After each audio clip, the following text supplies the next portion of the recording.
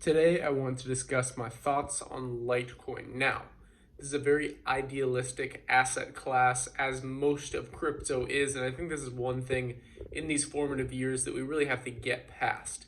So many people are so focused on this tribe or that tribe in the cryptocurrency. They even have names for them, like the Litecoin Army, or the Link Marines, or the Bitcoin Maximalists, or blah blah blah blah blah.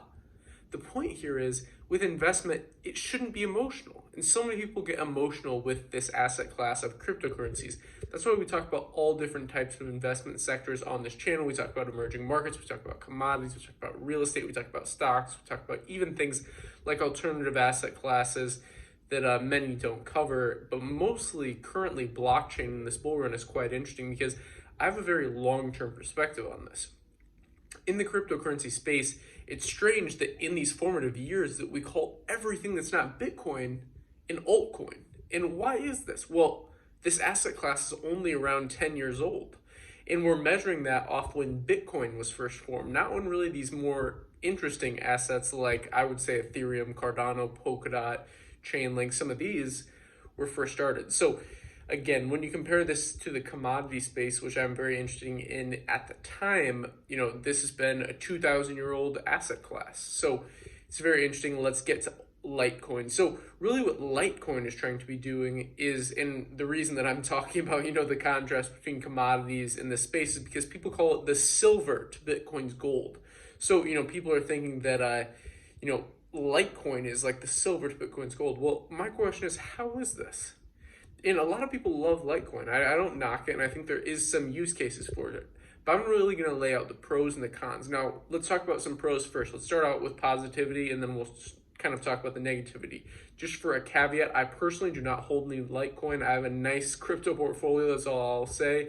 But Litecoin is not in it. And the reason for that is I don't really believe in it for long-term perspective. If you look at the .com boom, in the early days of the internet, you have to diversify what was Amazon and what was pets.com. Well, the pets.com of this cryptocurrency space, in my opinion, is kind of something like Litecoin, where it's this idea that it's not fundamentally backed up. It's not being used technologically. It doesn't have real nice, use cases. Instead, all it is this idea that kind of this group of people have that are kind of religious about it. And this is why I'm not a huge fan of Litecoin, and it's the same thing with pets.com. So many people believe that, that domain name alone is worth so much, pets.com. People love animals, right? Amazon, they're trying to sell books. What are they doing over there?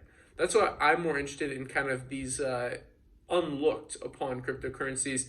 And so let's lay out some of the pros first. I didn't mean to bash it right away, but anyways, some of the pros, they recently rolled out some of these privacy-focused features. I think this is huge. A lot of people use this industry for privacy reasons, and I love that. I think one of the main things with decentralized finance, which I kind of think you can almost talk about separate from cryptocurrency. I think decentralized finance alone is a huge market, even outside of quote-unquote crypto.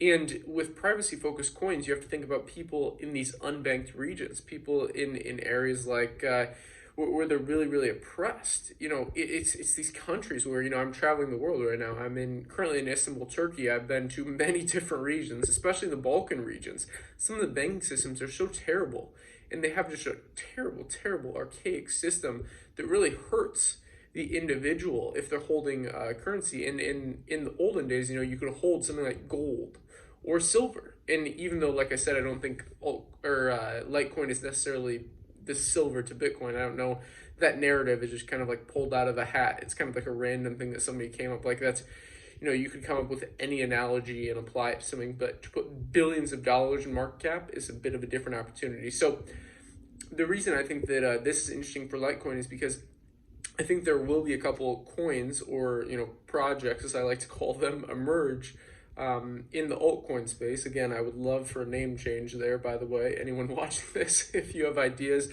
let me know in the comments down below. Instead of altcoins, let's call it something else. You come up with the idea, I'll promote it. So anyways, with Litecoin, this privacy idea is fascinating because there's tons of people. There's a global asset class, and the people that are unbanked that need this privacy feature. Things like Tornado Cash, things like Zcash, Monero. Now Litecoin is adding this in. And that I really like. But before this privacy feature, it really didn't have any unique opportunities. A lot of these projects can just do a fork. Like for example, Bitcoin Cash did a fork of Bitcoin, but their unique opportunity was that they have insanely low transaction fees. For example, Roger Ver, he's kind of like the founder of Bitcoin Cash, if you will. Just like Satoshi Nakamoto is the founder of Bitcoin, even though he's anonymous.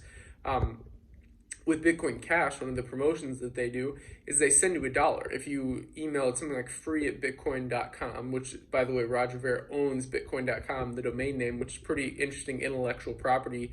But basically, if you do this, they will send you one free dollar in Bitcoin Cash. With Bitcoin, if you try and send one free dollar, it costs about $15 in transaction fees. Now, if Litecoin did something like this, something in the privacy space, I would be much more interested in. So that's kind of like one of these things where, if you're looking at pros, I would say besides that, Litecoin has this huge network effect, I would say, because they do have a pretty big army behind them. Just like I was saying, like the Chainlink people or there's all these different names. I don't really follow that thing. I'm a bit too busy to do that. But some people love like the Chainlink Marines or like the Bitcoin Maximalists. There's a ton of other names out there, or like the XRP. There's something with like XRP. I can't remember the name. But anyways, to the cons. Again, I would say their uniqueness. It's this narrative that it's just silver to Bitcoin's gold. I don't really like that. And yeah, so I might make a part 2 on this video. I kind of want to cut it out there. But as far as the cons go, again, it doesn't really have any fundamental value, whereas like Bitcoin truly has this network effect. If you're looking at Metcalfe's law, I've talked about this in other videos. But that's all for today's video. Let me know in the comments what you think about Litecoin. I know this is a controversial topic. So as always, invest global. If you enjoyed the video, like, subscribe button all, invest global, and until next time.